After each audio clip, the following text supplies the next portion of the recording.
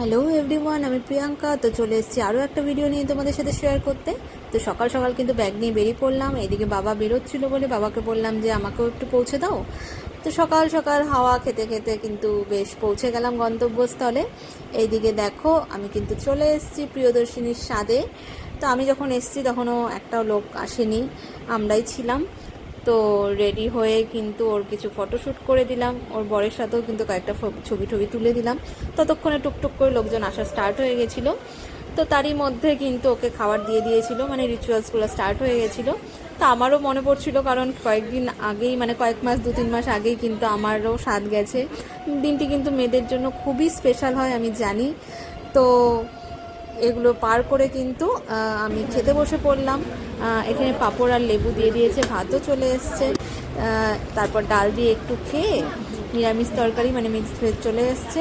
তারপর ছিল পটল পোস্ত, তারপর ছিল কাতল মাছের কালিয়া, আর তারপর কিন্তু চলে এসছে চাটনি। চাটনি খেতে খেতে কিন্তু দই মিষ্টিও চলে আসলো। তো দই মিষ্টি খেয়ে খাওয়া শেষ করে কিন্তু মেন লোকের সাথে 1-2 সেলফি তুলে টাটা দিয়ে কিন্তু আমি জোয়ান খেতে খেতে বেরিয়ে আসলাম বাইরে। ওইদিকে বাবাকে ফোন করা হয়ে গেছিলো, বাবা রাস্তায় ছিল।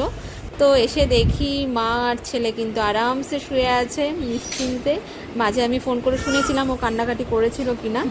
তো শুনলাম যে না, ভালোই ছিল সারাদিন। তো অনেকক্ষণ দেখিনি বলে একটু আদরও করে নিল।